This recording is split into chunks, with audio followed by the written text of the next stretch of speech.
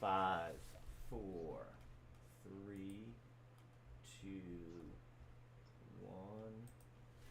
Good morning, Quasar Markets Live. You have your man Howard Hondo Greenberg, your morning host, with our CEO and my main man, Stephen Big Beat Orr.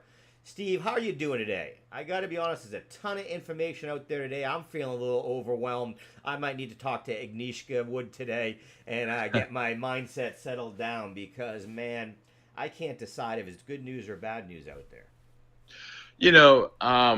I always say the same thing. Sometimes the news is just noise. But today, I don't think the news is noise today. Look, you've got some big issues going on. We've been talking about the geopolitical issues. We heard that from a lot of people, including my friend Steve Flanagan yesterday about currencies. Look, the truth of the matter is the biggest story, I think, right now, and it could be even bigger, is the longshoremen on the coast bringing in the imported goods. So we are kind of at a bit of a standstill here in about a week. And what's wrong, and probably the biggest problem here, is every day that they are on strike, it's exacerbated. It's not just financial, but to get that started back up, to get things moving Right. again, it takes time. So the minute you stop, it's not like, okay, then we started back up and then just missing that point. It gets worse and worse and worse and worse and worse. And as that happens, you're going to see things that people really like that they're not going to be able to get a hold of. And I tell you, one company that's going to really hurt is Apple. Apple products are brought in from overseas, right? So it was one of the biggest things. Another thing you're going to see that's really hurt overseas is clothing too, as well. Right. That this could be a real big problem. And to me, I'm all about people making more money, even as a CEO. But I also believe that there's only so much money to go around, right? You can't just say this guy's the most popular person, this girl, this woman is deserves more. It's got to be fair and it's got to be just. And so the company came back. Most of the companies, it's not just one; it's several companies on the shore that they offered them over 5 year period 50% adjustment. That is a lot. If you ask the average person, if 50% to them is a lot, that's a lot. Now they're asking for 61%, 61.1% increase. These things can be replaced by robots and can be replaced by software. So, I mean, be careful what you ask for because there could be some repercussions here.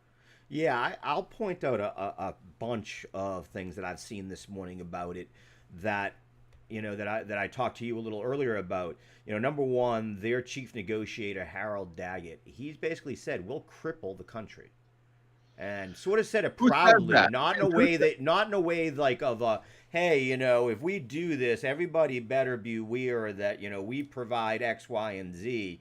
This Right. was like I watched the video on CNBC right before we came on. There was two F's in there. We're going to effing cripple this effing economy. We'll be on TV every day. We'll do this. We'll do that. So that had me a little worried because a little different than what we've seen other places. So, the first thing that I'll say there is I also saw an article out right away in Barron saying many dock workers make $150,000 or more. Right. And when they said that, that's over 50% of the dock workers. So it's not a small amount. This isn't like a fake Right. news. 50% of them are.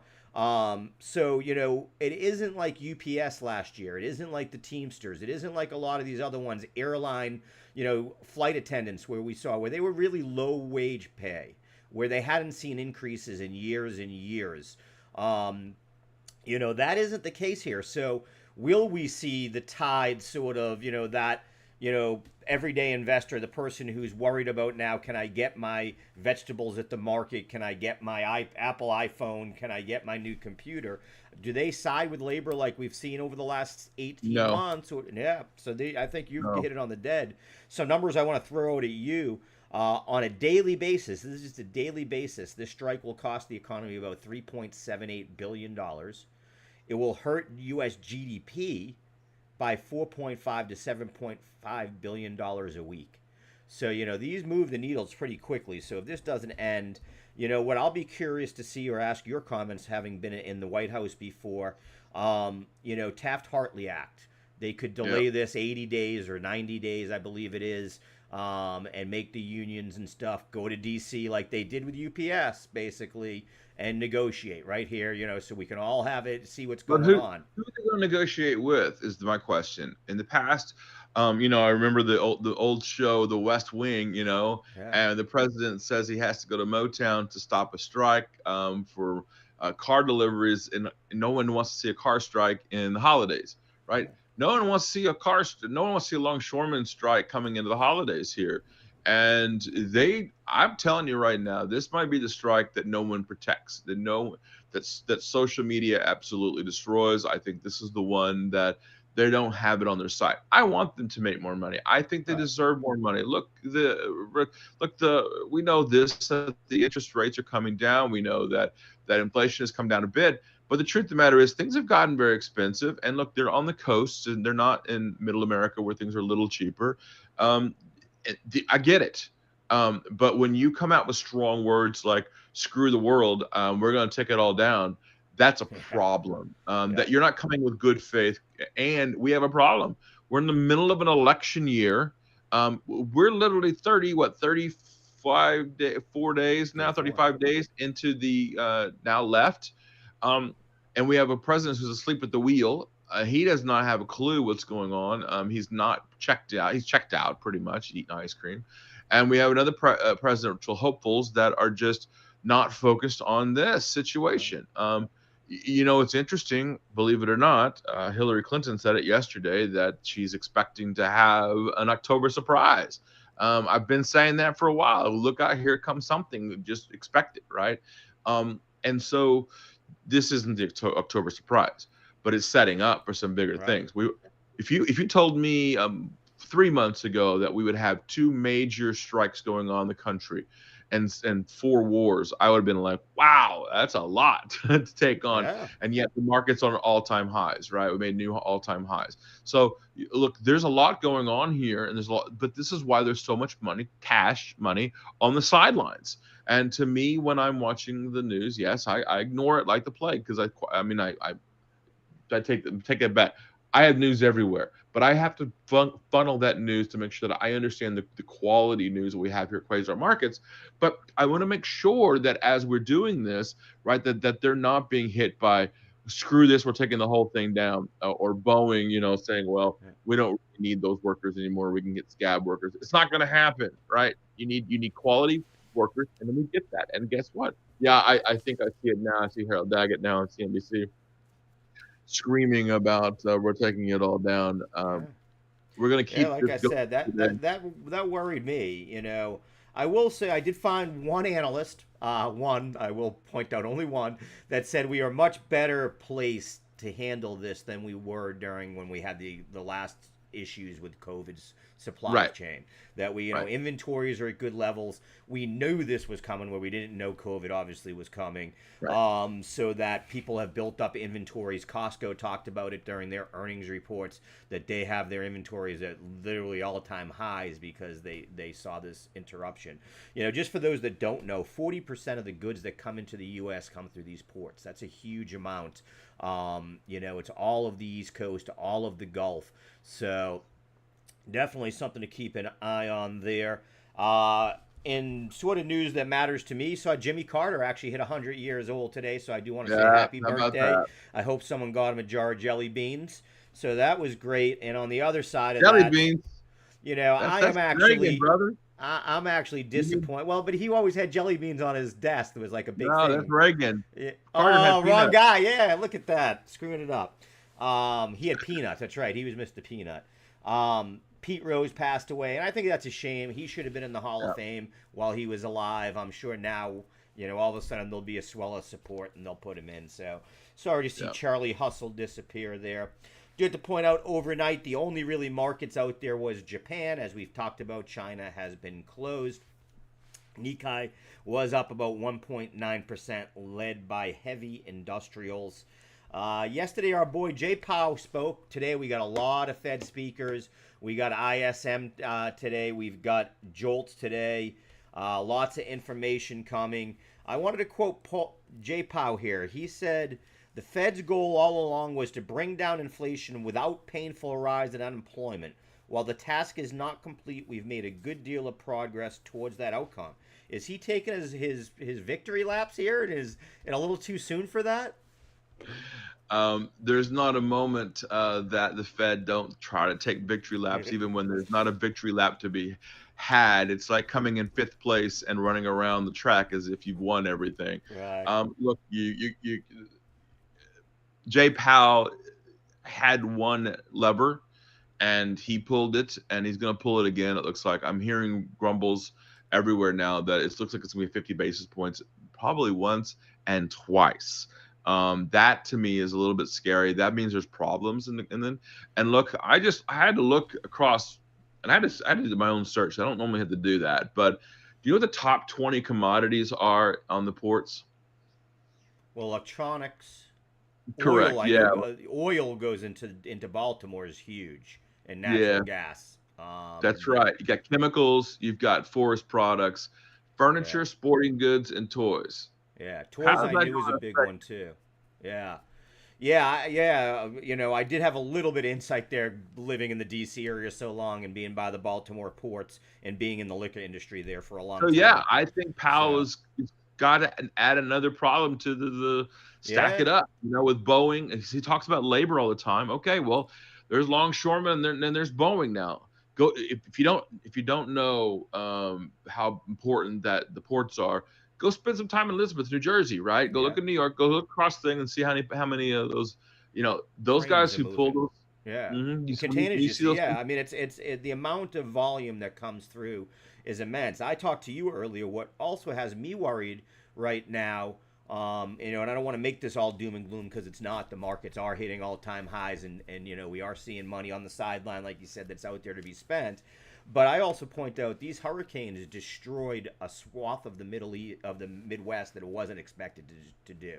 North Carolina, Tennessee, Ohio. There's still almost 100,000 homes without power here in yeah. Ohio. And what I noticed was grocery stores that lost power had to throw away all of their frozen goods and refrigerated goods. Two things to me amazing. They don't have generators. Like I'm just blown away by how that isn't a thing. And number two, though, is They that's have going to put a generators. They got destroyed too. I mean, that's the yeah, problem. This storm was worse than people thought. I mean, yeah. if you think about it from the perspective of Katrina, um, the This is coast got. I mean, worse. this is just as worse. Yeah. Yeah. Hmm. Yeah. Yeah. I mean that yeah, we were talking, you saw probably Aaron in the chat this morning. His brother lives outside of Asheville. They're stranded up on there where they live because they luckily live in highland up on a mountain. And he's like, there's no roads out. Yeah, I mean, I saw the road that I normally take when I go to the Outer Banks every year is gone. The highway, I-40 Yeah. is gone. It's in the river. And I've been through 24 hurricanes. I can tell you, yeah. Hondo, You that are this one here, I didn't expect anything out of it, and I think that was the problem for a lot of people. That this was not one that everybody was like, okay, it's another hurricane. Here it comes. We'll be fine. And then this wasn't right. Katrina was the same way. No big yeah. deal. All of a sudden now it's Category 5, downgraded to a 4 to when it hit New Orleans at a 3. Look, same thing here, right? But this one grew. Yeah, New well, Orleans was a and what little it was, different. this one moves so fast that it'll drop most of that water where it doesn't normally. So that's, Right. Correct. that's like, that was the issue. You talked a little bit earlier about the 50 basis points versus 25, whether you go, what we see in November and December there. Hearing a lot of it based upon, employment numbers, as we know. Big number that everybody seems to be bandying around is we see less than 100,000 jobs created on either of these two reports to expect that bigger, one there. I tend to be in your side. I think they're going to do another big one. I don't know that they do both of them, but I think one. So we'll see there. He did, Powell yesterday did say that based on the dot plot that you could expect to see 0.25 raises in both November and December, but that it would be, decision will be dependent on the data, like he always says. So I do think that he did open up for the first time that I saw, to sort of expect that 0.25 across the two of them. So that was a little bit different there. I did see we got a little bit of good news out of Europe. in that the Eurostat came out, inflation a little bit lower there, 1.8 than it was expected. So it is good to see that because, we've talked a lot here about the problems there. And then Lagarde, though, did come out and said yesterday that they do see, surveys indicate that we are facing big headwinds there. So, Yeah. they're still in the not out of the woods yet, so to speak. I will also point out something that you've been talking about here is that, Bank of Japan, ECB would be forced into decisions based upon what the Fed does.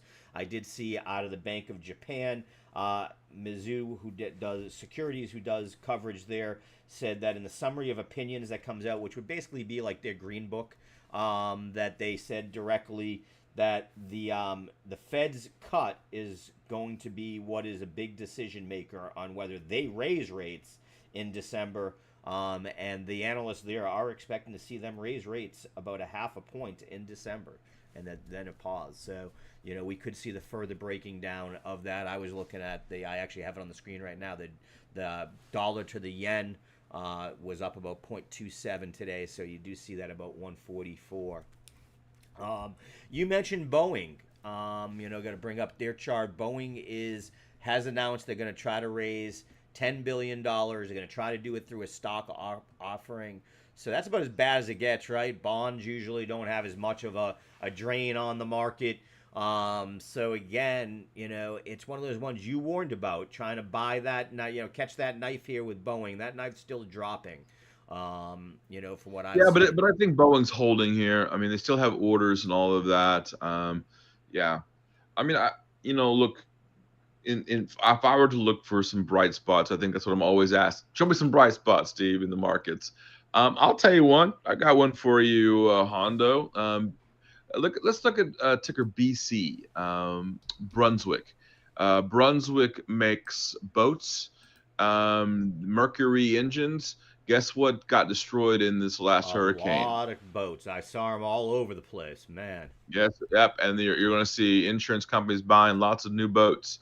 And I think that's part of what we're going to see. And obviously, Mercury makes it's a Mercury engines too as Right. well, and they have Boston Whalers. So look, I think Brunswick they have a lot of different companies within their companies. Sea Ray being one of them, Bayliner. Those are It's a main. huge. You just said Boston Whaler. I had one growing up. I mean, that's Of the course, best yeah, right. that there is when it comes up to New England weather and New England, boats. Yeah, that's a good one. That would make you also start to look at some of the sporting retailers. They're big in Yep. that business. Your Bass Pros, your ASO. Definitely would be ones in there. Other big news I got to bring up and ask you about CVS. CVS talking about maybe breaking off their retail business from their insurance business. Um, So that's got when them when moving you up look at pretty that, well here. who's going to take over CVS? Who wants to buy CVS, the retailer? I don't see that happening, right? I don't, I was in CVS the other day. I picked up my prescriptions, and when I went in there for other things, oh, we don't carry that anymore. Why? Well, we just don't carry it. Yeah. Well, we don't carry that anymore. Why? The number of things that they're carrying are smaller and smaller and smaller because no one's really going in there to buy vitamins. No one's going in there to buy band-aids anymore when they can go to Amazon and buy the band-aids there. If they were smart, CVS would have their own little area within Amazon, right, and to sell their products. But I think CVS and Walgreens pretty much are done. I will say one thing that I think CVS and Walgreens have been doing quite well lately is their little healthcare, right? You can get Right. your shots, you can get your quick care if you need you have a flu or whatever or a cold. You can go run in there real quickly and get some meds. That they have one doctor and maybe several pharmacists running around, but uh, I I don't. These are dead companies to me. Wow. Okay. CVS. The other issue there is where they sell the full spectrum of their stuff is usually in major cities, and as we know, they've been hit with so much Right. problem with crime and things in those cities. If you're in downtown DC, they're late at night. They're one of the few options to go grab a food sandwich, whatever it is. But that's definitely under there too. But Interesting if though you to look if see. you look at New York if you look at New York City, I mean, you can talk about Dwayne Reed, right? I mean, Oh Dwayne yeah. Reed. I mean, I was in Dwayne Reed this week, and I was just like, wow, like there's no, this is disappointing, right? I mean, this is terrible, Yeah, because they were stealing everything, so they had to right? stop with that. Other things that I saw so far today, Ford's been moving up nicely after getting an upgrade from Goldman Sachs. So we know that GM, Ford, Stellantis had all been under attack yesterday after Stellantis had the terrible analyst reports.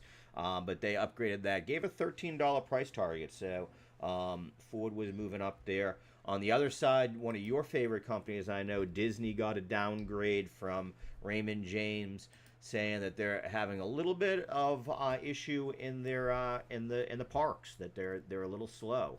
So that was Yeah, that's interesting to true. see. I can tell you the parks, but try to come down here for Halloween. Try to come down here for Oh yeah, Christmas. Forget it. You have a child, Hondo. Listen, yeah. that kid wants to go see Mickey Mouse, right? And We're that's not. going to Disney on Ice Yeah, in yeah. 10 days or so. And I will tell you that the Disney streaming has gotten even better over the last few months. And I'll tell you, I think it's silly. I think Ray J is actually down here in Tampa. You would think that they would actually go do some park checks over in you know. But I think if you look at it from the Disney World perspective, I think it's the international versions of Disney World, Disneyland Paris, Disneyland Tokyo, China. Right. They're doing very, very well, and the spread of Mickey Mouse around the world is pretty high.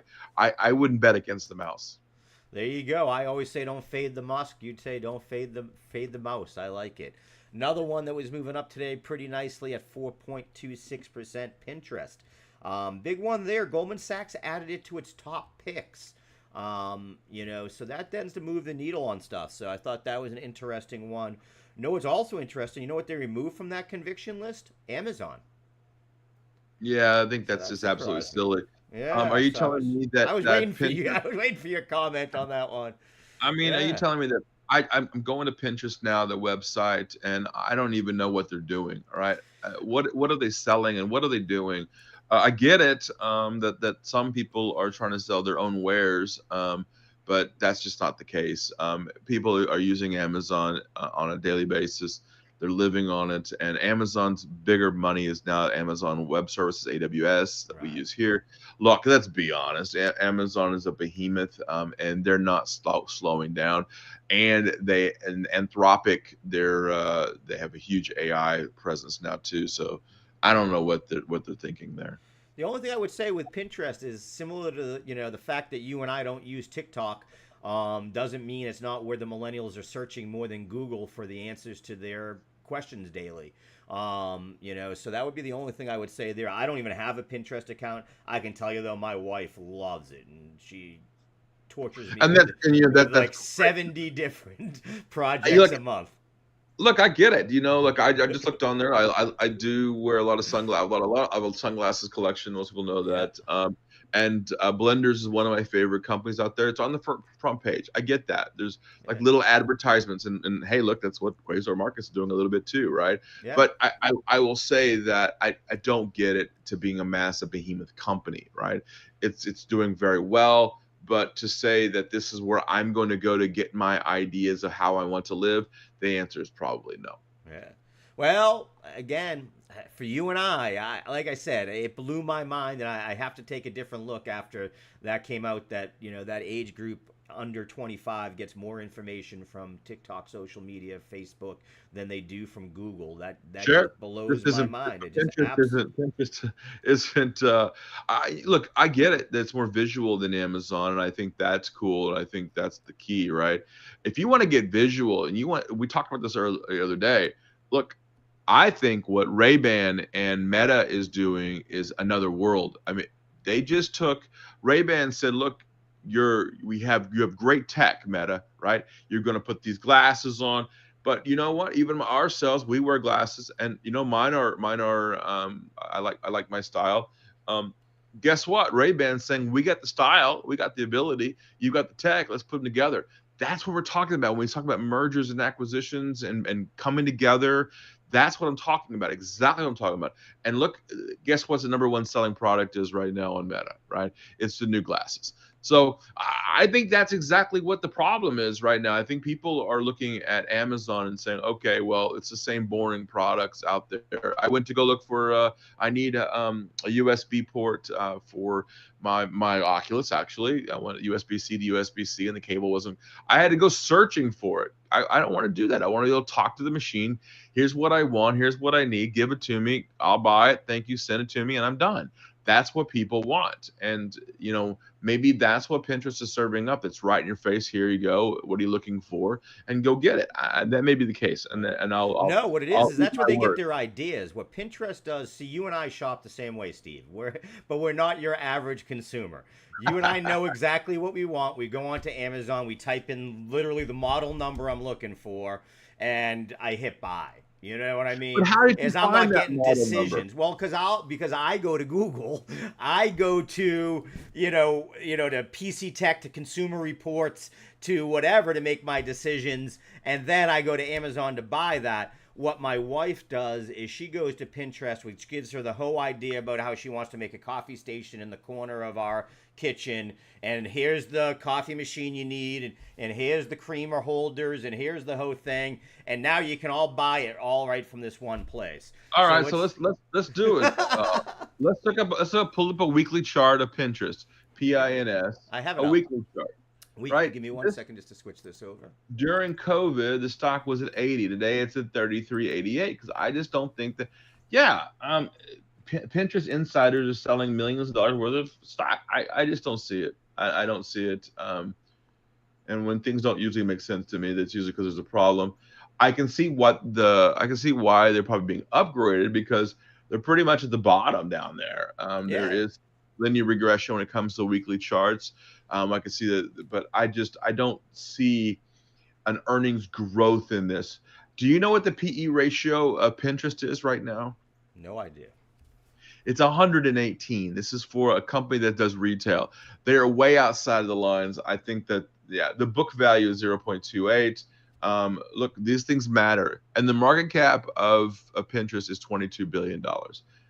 Sorry, I just don't see it. With a beta of 2.35 and a little more than a half a billion share float. Man, you would have to eat those shares up like crazy in order for this to become a buy for me.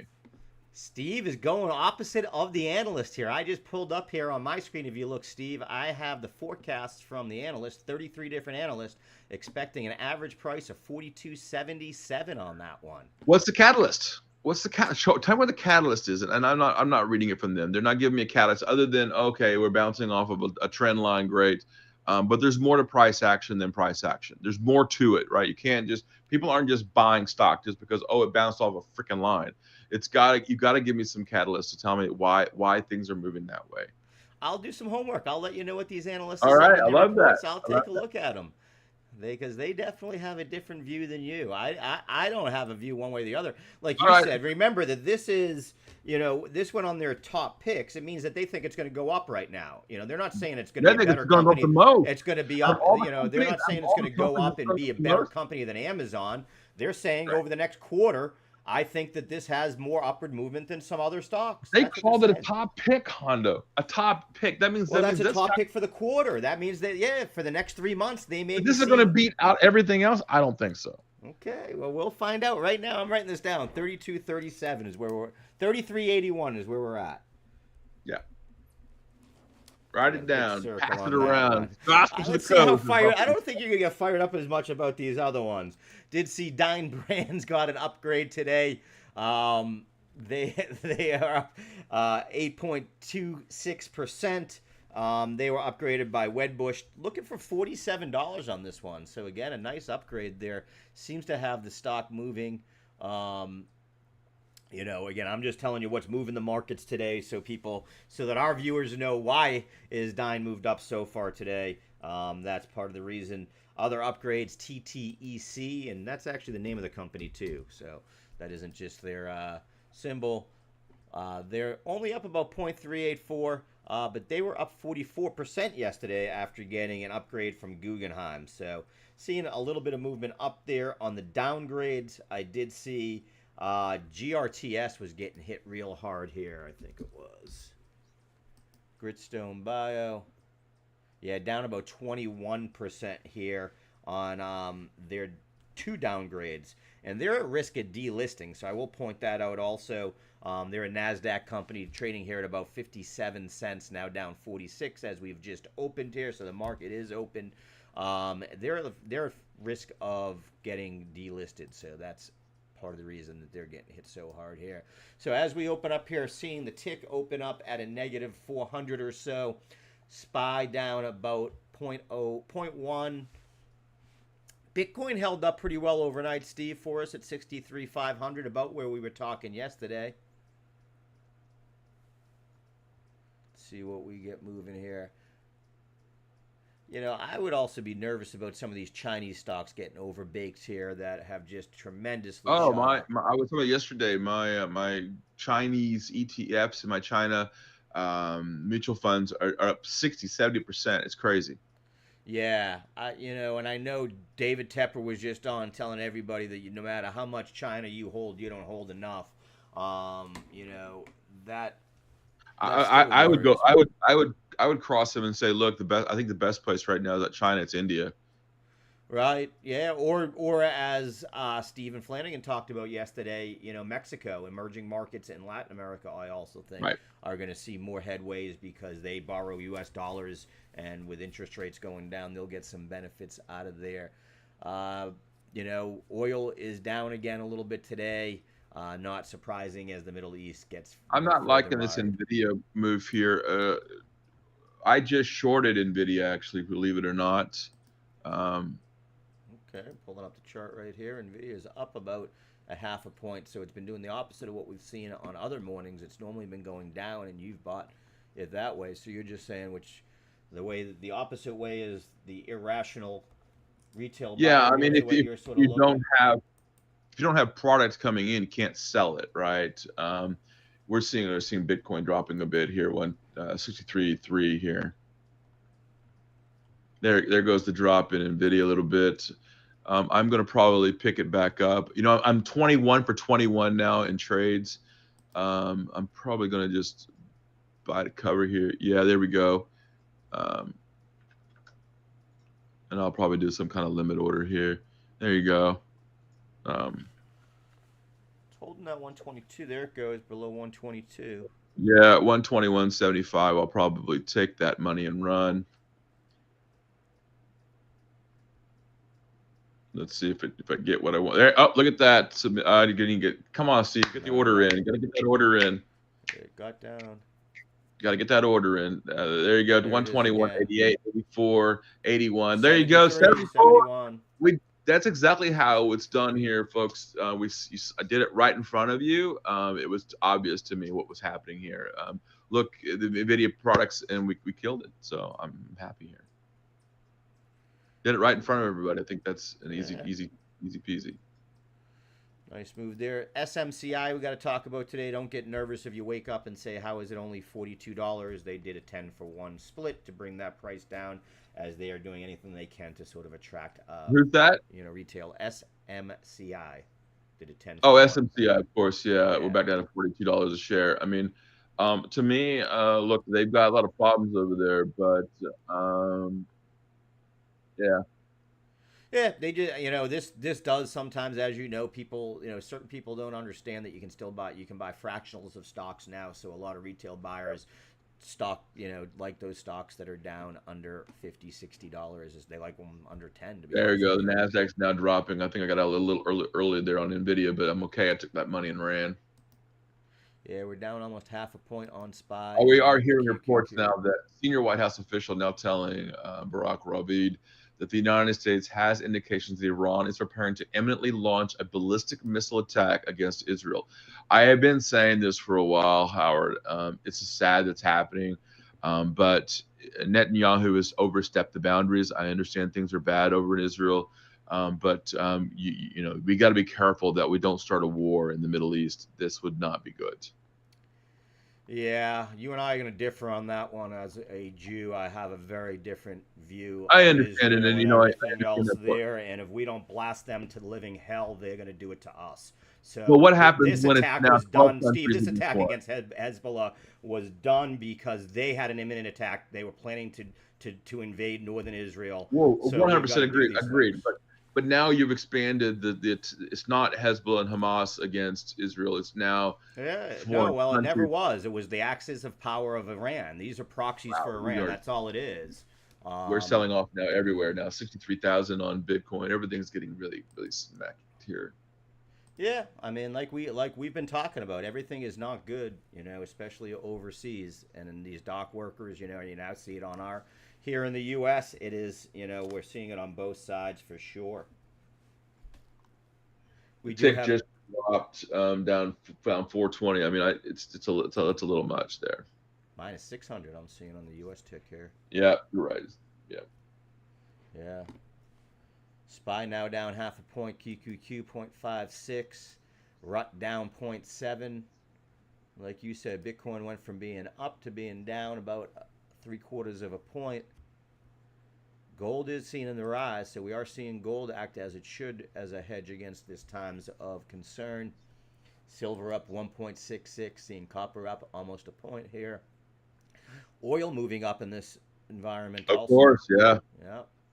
Oil moving up. VIX is up to 1786. Again, another 6% increase here. We talked about that, all last week that, VIX, if you needed to buy that protection, you needed to do it before, not now. Seeing Boeing now down a point on the day.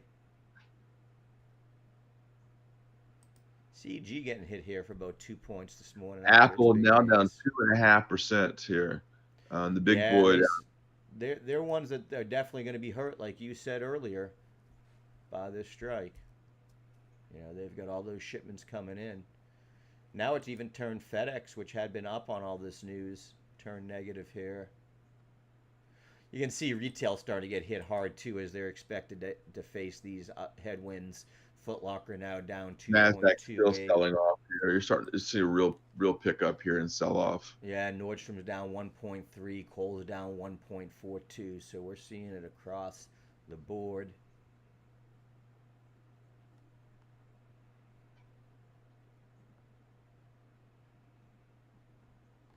Ripple up 1.29% today. There you go, Steve. 62 cents for you. Yes, sir. So that's moving This in the this right Apple is direction. really bothering me a little bit here. On the hourly chart, if you look at the hourly chart, I think On Apple?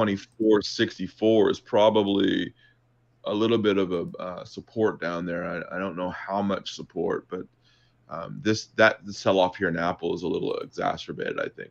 There we go. The Bitcoin just broke below 63 now, another 200 points to the downside on that. That was Yeah, you break below 223.58 on Apple, you got issues. we're seeing cocoa prices now down almost 8% on the Yeah. day. Um, Again, that would be definitely affected by longshoremen, and you've got issues there with Hershey's. So, it is interesting because it is a park, but Hershey's HSY, I talked about that one several times on that last sell off. It was a nice buy down there. Um, Hershey's to me, it feels like the parks are going to be okay in the winter, but in the wintertime, obviously, because of it's cold up there in Pennsylvania, so Yeah. nobody goes to the parks in the winter, right? So that's why they all come to Disney World. Okay, you see Nasdaq continue to sell off here. I had a feeling that was going to continue. I just don't. Wow, Nvidia holding up pretty nicely here. If that's the case, could be a nice buy down here. Pick it back up here. We're seeing QQQ now down about 0.85, trying to get down another one here that Yeah, it's I kind of breaking like it. what was former resistance and had turned into support here pretty good at that 484 level. It loses that. It's got some downward movement here. Probably got room down, held down to 470. You could fill that gap. A little bit of drop, more of a drop here in Nvidia, and I'm gonna be like maybe picking that sucker up here down here. Yeah, there we go. Keep dropping a little bit, and Yeah. yeah, I'm picking it up now here at 120.26 now. Let's see if I can be 23 for 23. There we go, 120.40. Oh my! All right, so let's.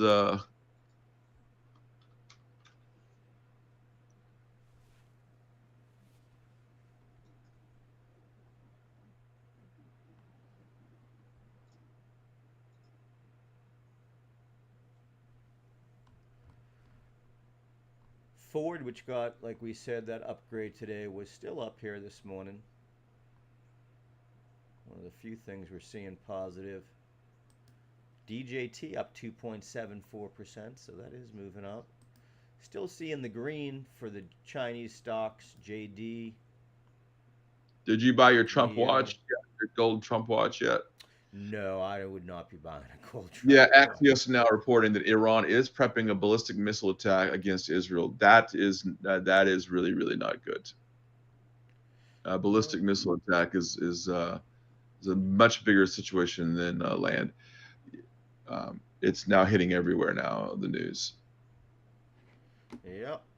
I have an order to sell at 120.75 now on Nvidia, and 120.62, 60, 55, 59. Let's get that puppy and we'll do it again. Tesla down about 1.12 here. Don't fade the Musk, is that right? Yeah, I've had bad luck fading the Musk, so Oh, I, I don't mess around with maybe that drop one. it again when this You this know. news really. There we go. Yeah, I think you're gonna see. You're still seeing 60, selling here. 120, 60, 120. Come on, baby, get it up there. 120.64. Need about 10 more pennies.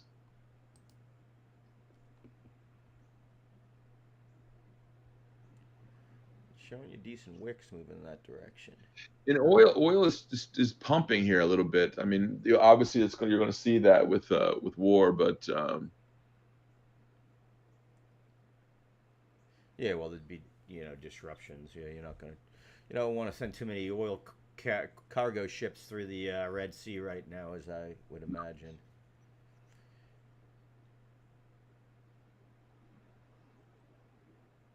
ASTS getting hit pretty hard here. yeah, I think any of the Almost things that are, 3.9. space exploration will, Yeah. yeah. Like we talked about too, all of the retailers getting hit pretty hard on the news today. 1.58 down for Best Buy, which had a nice day yesterday. Had gapped up. So that'd be one right there on the daily. You can see it's right back to that level. It could gap down to 99.96 here pretty simply. Fill yesterday's gap pretty quick. You're even 120. seeing Chinese stocks, Baidu now down in a negative. So this is taking pretty much everything. The only thing moving up is Donald Trump stock, 3.5% now. I guess if the world is failing, that's what you buy. Neo still up about 1.8. Ford's holding up pretty well here. It's still up almost a point for the day.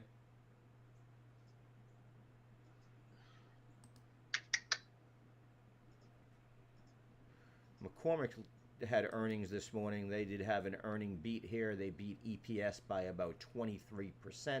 It was estimated at 67.3 cents a share, came in at 83 cents a share. 120, 73, 74. Did I get clicked here? 74. 120.75. There it is. I think I'm out now. Yeah. There it is. 120.82. I'm out now. 23 for 23 trades there, Mr. Hondo. Nice, buddy. CCL getting hit pretty hard here, down about 3% today after their earnings reports. Nike does have earnings today. Got a couple of earnings reports today. We got Nike, Lamb & Wesson, and Cal-Maine Foods. They will all be up for earnings today. I mean, Lamb & Wesson is an interesting stock. If you don't know what Lamb & Wesson does, they make potato chips and fries. They make all our fries. Yeah, pretty They are much. by far every fry you buy in a restaurant is either And one I of will two tell you, brands: Lamb and Wesson or McCain's, which is Conagra. right? And I would tell you that, look, I can tell you these weight loss drugs are really affecting fried foods. I think Lamb and Weston may not be showing you as much popularity unless they start delivering us fries that are a little bit better in quality and a little bit better in they don't wear us out, shall we say? I'll Well, keep so I'll actually, as a restaurateur, tell you, Lemon Wesson is the dominant player in that market. of course, So as it will, like you said, consumer trends, the only thing that can change that. and I They think have it such will. an exclusive through Cisco, and U.S. Foods control so many of their SKUs, and have such a hold on those companies. And I worked on the liquor side, and that distribution is a middle layer, and I understand the pressure the middle layer of Cisco, U.S. Foods, and those gets put under by a Lamb and Wesson. They do well, and what they do well is what you don't realize is when you go and get that really, really good chip, but they're not making it fresh. They're not cutting their own fries, but you get that one with the skin on that's really good. It's a Lamb and Wesson product. They Right. make the best. They make the best prepared fries in the business, bar none. But there, like you said, it's going to be about that changing consumer. If the consumer's buying less fries, they're in trouble. Um, Although they do everything related to the potato business. They make all, again, if you go to a Kentucky Fried Chicken and get mashed potatoes, that's where Lamb and Weston's supplying them. If you go to your Popeyes, that's who's supplying Popeyes with their mashed potatoes. Seeing the UPS again, the ones that were getting a little bit of love yesterday as the news of the longshoreman came out. UPS getting hit pretty hard here, now down about 2%.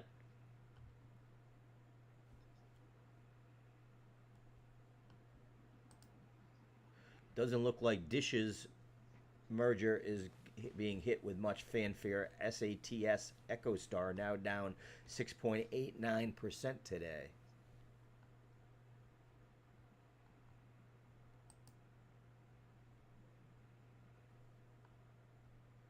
Man, Apple down 2.71. Does seem to have found a little bit of a bottom here, so we might start to see us try to build a base from this level.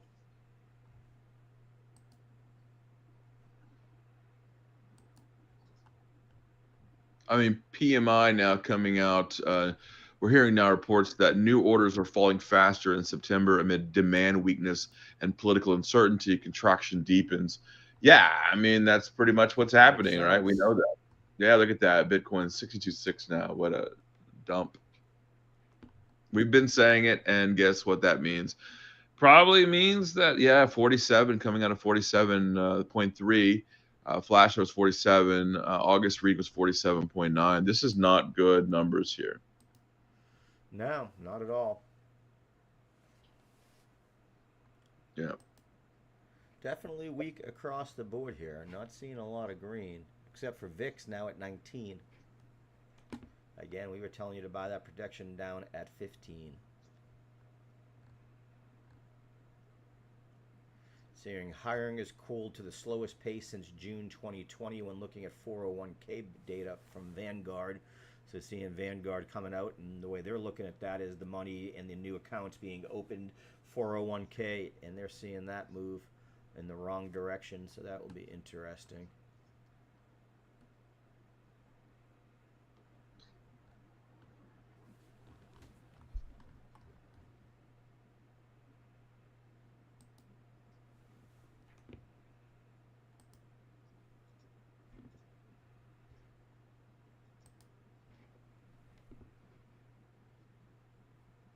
Let's see here. Bitcoin looks like it's trying to find a bottom, work its way back up.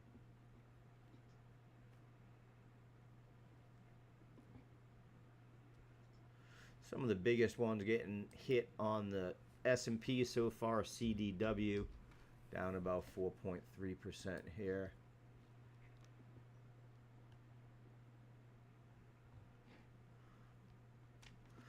On the positive side, there isn't a whole bunch within the S&P 500. I am seeing that LVS, Las Vegas Sands, still moving up.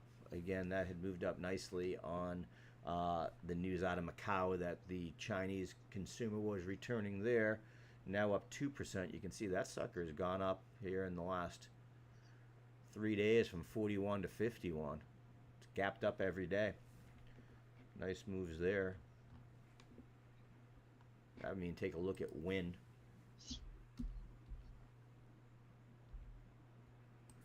Wynn Resorts up about 1.292. So seeing the same type of move there. A lot of that on the Macau. Still seeing the ticket at negative 500 here. QQQ now down 1.1%. The RUT down 1.17. SPY down about 0.8%. Like I said, gold, silver, copper, and oil leading the way on green here on my chart. NASDAQ now on the lows of the day here.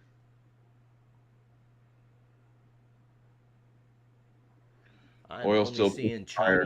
Chinese stock and Donald Trump stock are the only things sort of coming up on my screen as positive. Snap actually up almost a point here today. Snapchat. Visa holding on a little bit here today. Alibaba's up 2%. So I said Chinese, that's what's moving. That's what's up. Neos is still up 3% here on the day. JD's up 2.83% on the day. They're the only things I'm seeing. Baidu's up half a point. Baba up 2.29 like you said. They're the only things really that you could say as a sector, so to speak. I wonder, I was looking this morning at XPEG. Lee, yeah, they're up still at XPEV, which is another XPeng, another of the EV manufacturers in China, up 1.48. Lee up 4.8%. So we are seeing the Chinese EV producers moving up today.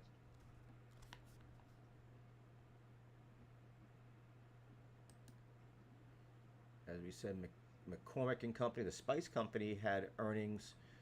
We hear reports of an Israeli strike on Beirut's southern suburbs now. Yeah, it's not good stuff. So McCormick is up a little bit here, about 0.2% on a good earnings report. So my favorite Old Bay Spice is doing well. I do my part to try to keep that buoyed up. Same. Lamb & Weston up 1.14 on that upgrade.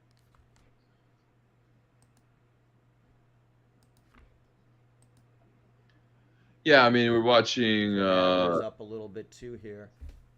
How about? I mean, when I look at the SMCI now holding here, still above, you got to wonder who's playing in the markets today. This is definitely the algos here. Yeah. I haven't looked at volume yet. Nvidia's holding. We're seeing light volume still right now.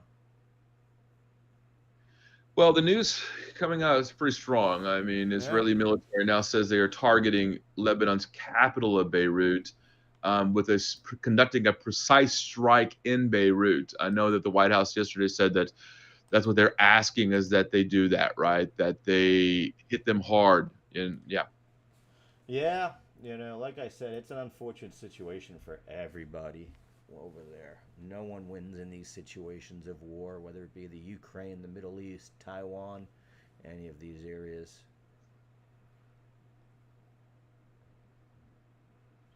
Trying to see if I found any other winners here. Not really seeing much. iPower actually a nice little winner today, up 6.63%. That was on our watch list we talked about yesterday. IPW.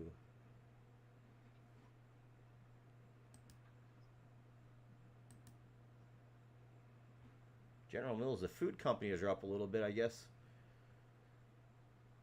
Part of that could be the restocking of those stores, Steve. You think that has to play into that today? They better do it quickly.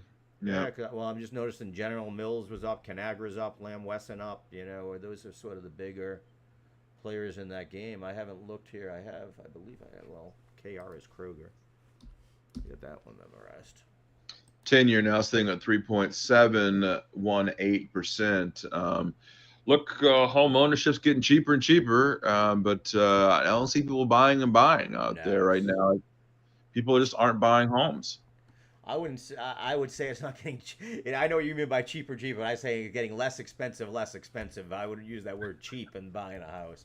Actually, seeing a lot of the EVs. Blink's up about 1.16 here. Mobley, the Israeli company that is partnered with GM, up about 1.75 here. MSS. Mason Solutions up about 4% here. I will say that Hondo, I am looking forward to seeing my friend Jay Woods here at the top of the hour. I am going to hit him pretty hard on some things. I'm going to ask him about the overall markets in general, and we're going to talk about a few stocks. We'll let him. I mean, he is the chart master, CMT Association, the whole 9 yards.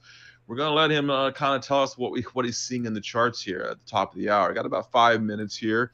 Look, the news hasn't been popular this morning. Obviously, I'll put the nice blended mode here. But the truth of the matter is, selling is still picking up a bit, and I think I don't think we'll see stop of selling all day today. Actually. Yeah, I'm with you there. I think that we're definitely seeing the sell off. The news isn't good anywhere. That's not going to change in the next hour or two by any means. We've seen this great run up. I think people were looking for what was going to be the, thing that moves the market down, and I think we've sort of found it here right now. And it'll be interesting to know CNBC is now reporting on that Iran attack. It's now hitting Main Street, and when things hit Main Street like this, the average trader now is starting to see it more than just the person with the. Yeah, there we go. Oil is still pushing higher. Look at that. Spot gold just took another leap up again. Now 25.70 here now an ounce. VIX is dropping here a little bit. Yeah. Yeah, I mean, again, I'm not seeing much green on mine. iPower, so EV is the only thing I'm really seeing move up here. iPower now up 10.5% here. As I mentioned, we've hit a couple of those EV companies moving up, but that's about it. Blink up 1.74, Mobley up 1.39. Chinese names still moving up, PDD up, Temu up about 2% here. VIX at 1964, so up about 17%. Again, we were telling you to buy that protection when it was at 15 last week. You don't want to chase that now. Gold up 1.4%, silver 2.21. Bitcoin trying to get back. It's back above 62.5, back to 62.766 here. So we are seeing that move a little bit. Your cocoa has come down. It's down about 6.61, but moving back up a little bit here as we look at that chart. Apple now down over 3% on the day.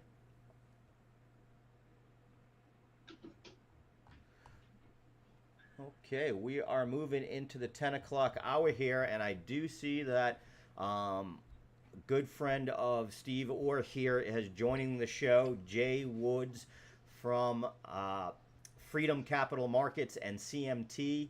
So let's bring him on in here. Welcome to the show, Jay. How are you doing today? I'm doing all right. Can you hear me okay? We hear you perfect. All right. I can hear you, Howard. Steven, I'm having trouble hearing, which is probably a good thing. Do this right here. Can you hear him now? Steve, give me a talk there. Hey, man, I'm looking forward to. No, I can't hear him. Keep him on mute. He was sending me texts about the Tampa Bay Buccaneers all weekend long, so I didn't need to hear that as an Eagle fan. I wonder why we're not getting Steve in there. Let me try to fix the settings here for you. Okay. Yeah, I was fooling with my own, and it's we're early innings here, so we'll get this thing right eventually. Absolutely. I can always pass on the information here, Steve, if you wanted me to ask Jay a particular question. I want to welcome you to the show, Jay, and I would ask you if you could explain a little bit about CMT and what that designation means. I know you are, the executive director of that organization, and would love to let our viewers know a little bit more about that. Yeah, the CMT designation, the Chartered Market Technicians, also formerly known as the Market Technicians Association, has been around for 52 years now. It was yesterday we were celebrating that 50th anniversary.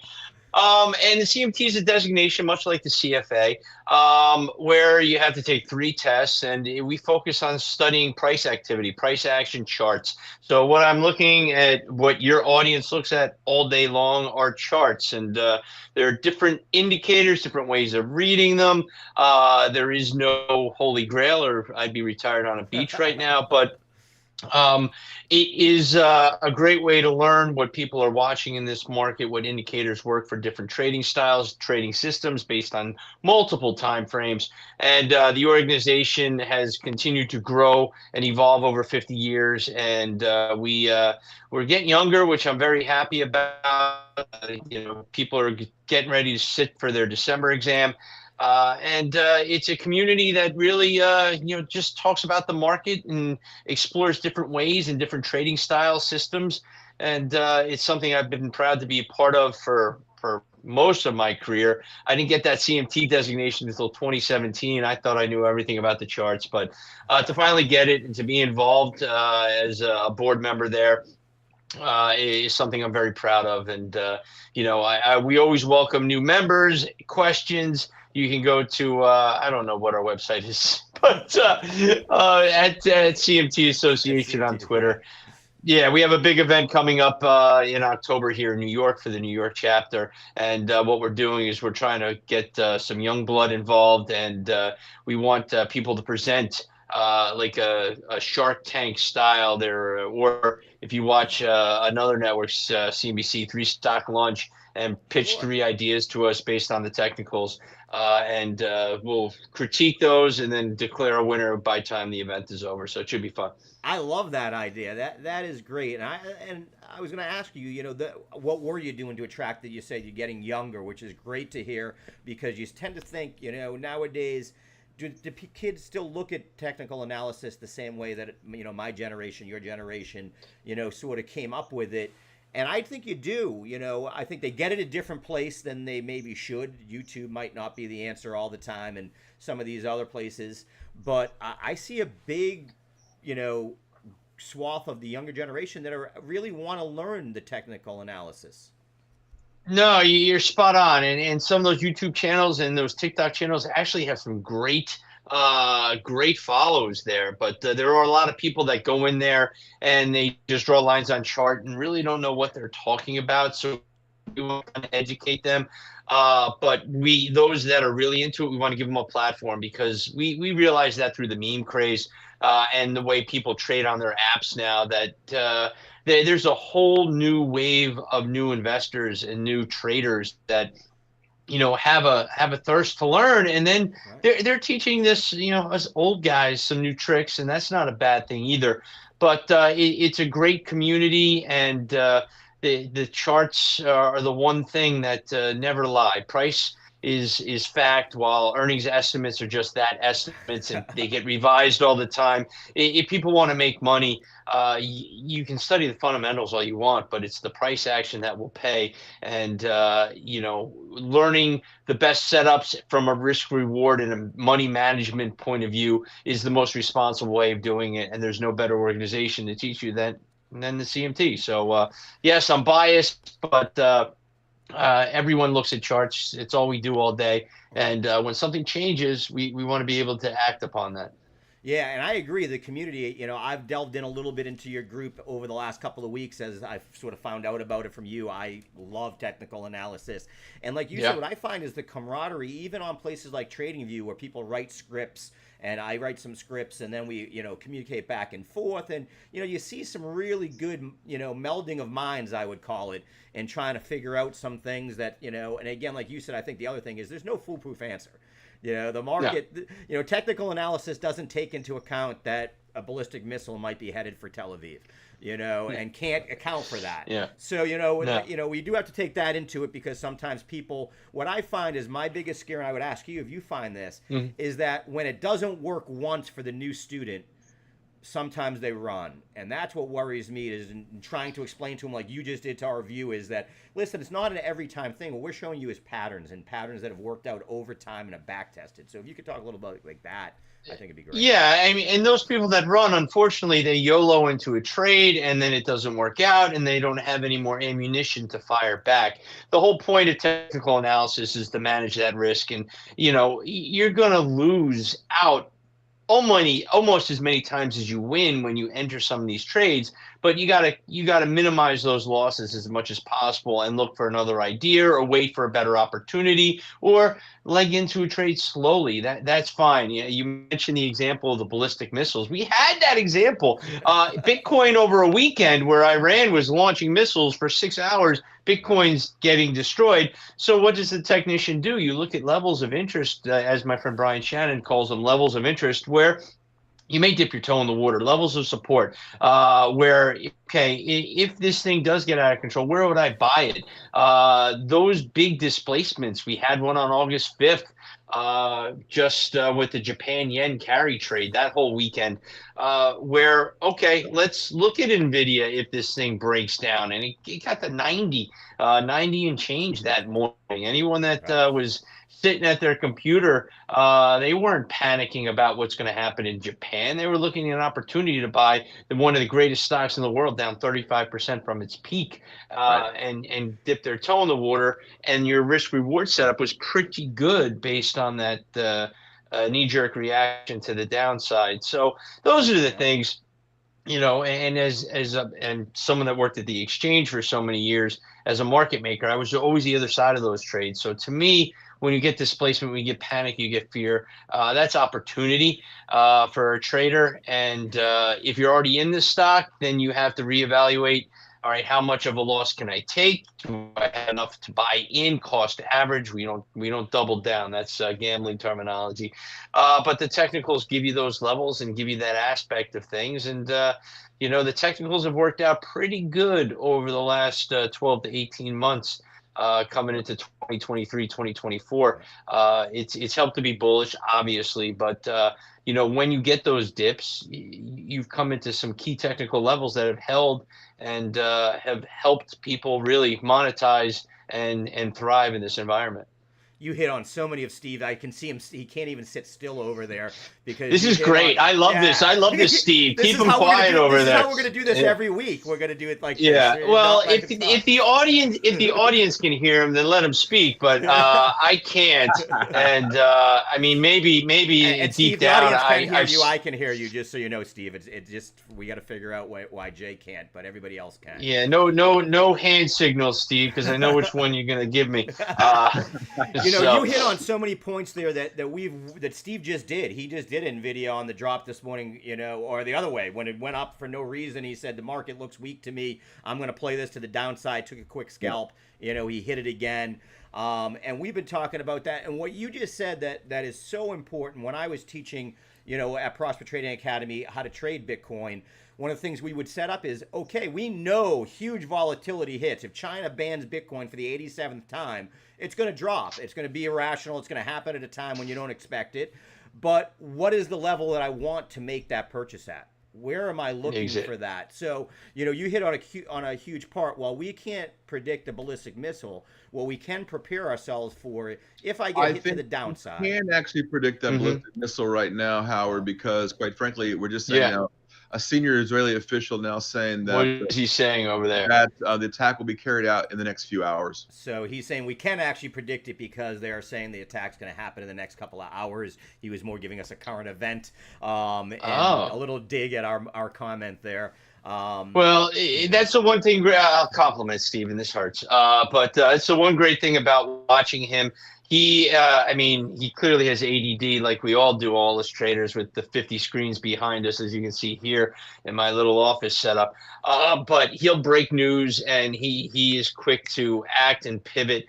But just real quick on the Bitcoin, Bitcoin is the perfect example of trading technically. You're not going to trade earnings. You're not going to really gauge exactly why this stock is, this currency, this asset, if you will, is moving. Yeah, there are fundamental reasons, but it doesn't consistently, it's not your inflation hedge. It's not gold. It's its own little device. And the technicals are the only way that I I've traded it in the past, and as an equity analyst, I don't focus on it nearly as much as people in your audience do. But technically, is the only way I would trade it.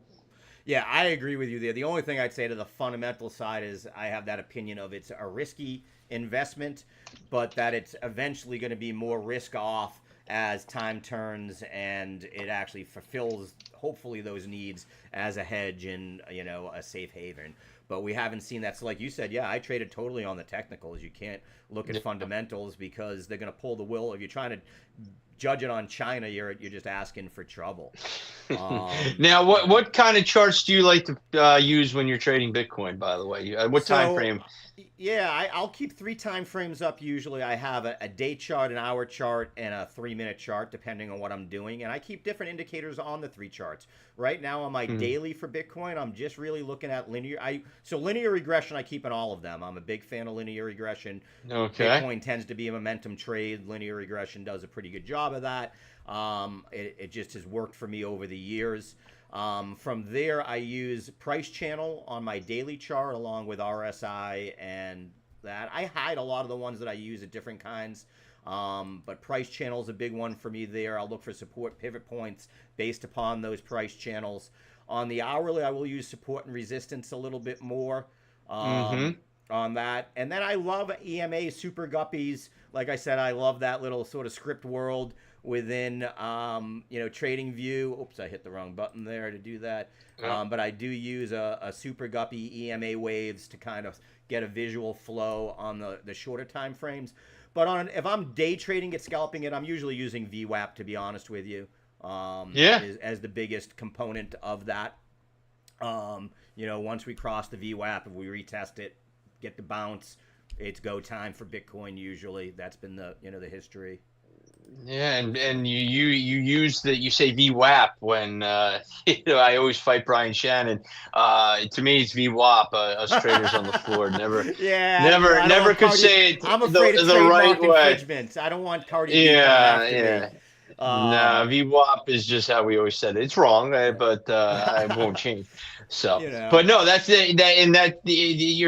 setups are perfect, and you have to know your own personal time frame. And now, when I talk markets in my new role as an analyst instead of a trader, time frame is the most important thing because I don't know exactly what my audience is specifically looking for. Are we talking near term, weekly, a couple months out, as we hit the fourth quarter, what are we looking at? So I usually go 3 to 6 months out, but what I miss is the trading aspect of what my career was on the floor, where I was trading minute by minute, second by second.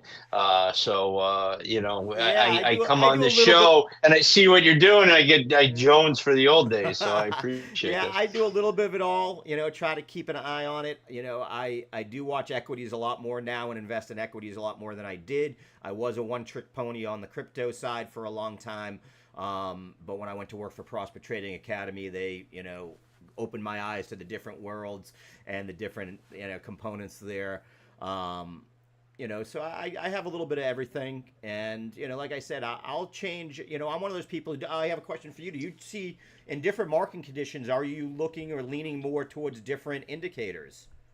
Yeah, the time frames when you go short term, then yes, you're looking for moving averages. VWAP is short term. VWAP trading has changed how we look at this market.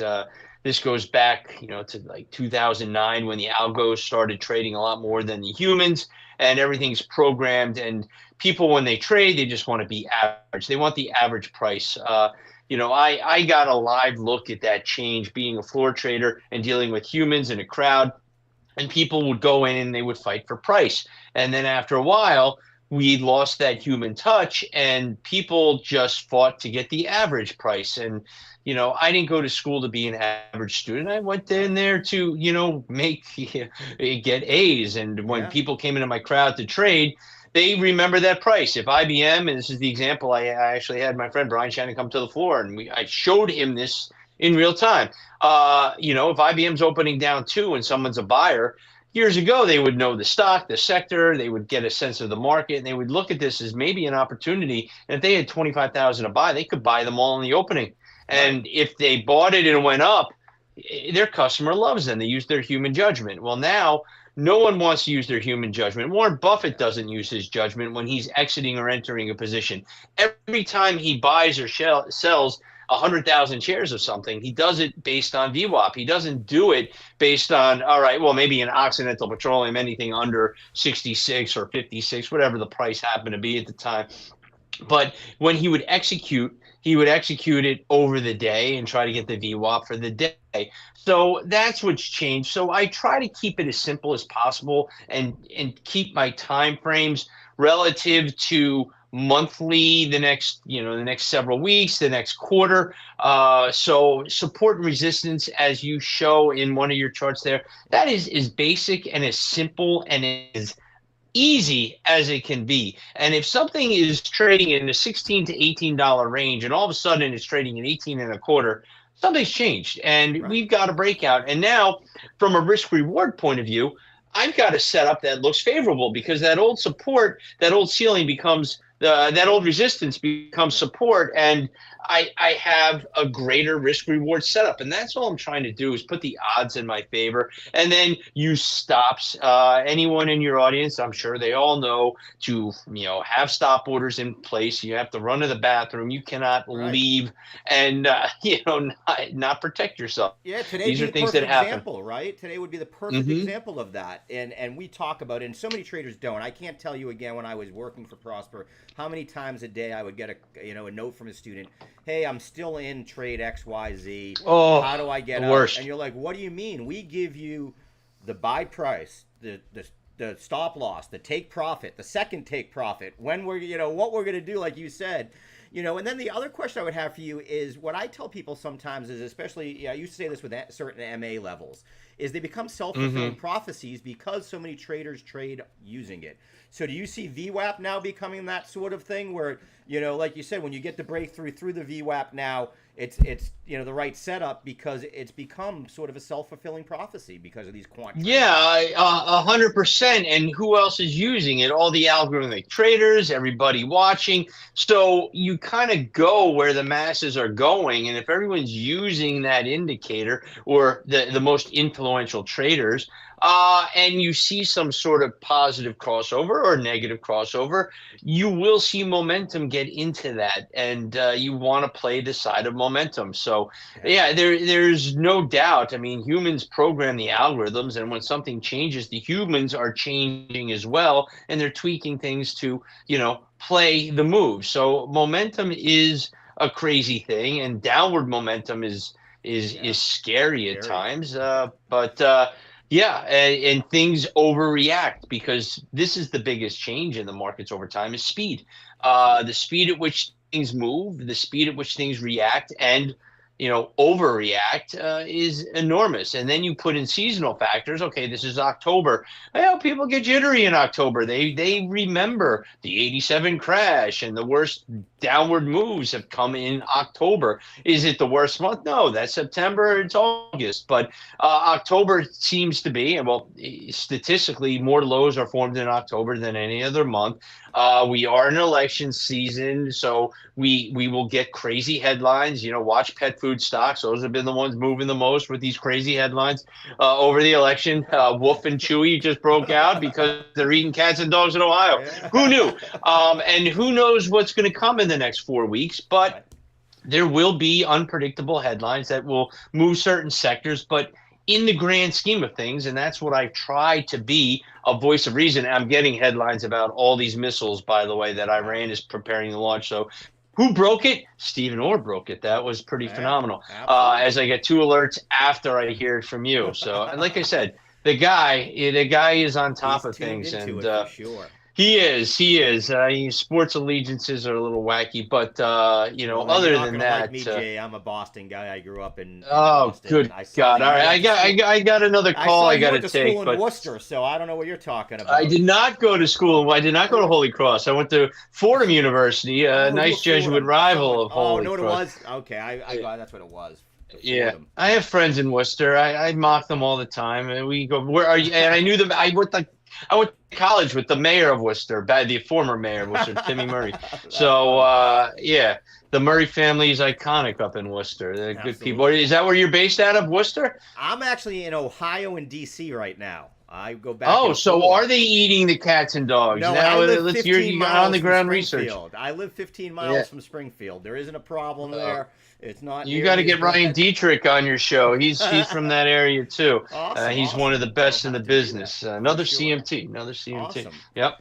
Well, I want to thank you. I don't want to take too much of your time here, Jay. I know you got a busy schedule. Thank you so much for joining us. I know we're going to partner with CMT and try to get some more of your guys on so that Yeah, we can really, please. our goal here, and that's why I left Prosper to come to Quasar, is we want to educate viewers. We want to be that place that isn't out there screaming at the walls that, this is, bye-bye hitting a prop. We want to teach people how to use linear regression, how to use moving averages, how to use a super guppy, and how to get better results. And I think your team is really going to be instrumental in that. So I really want to thank you. And I had a great time talking with you today. All right. Likewise, good luck with everything, and we will talk soon.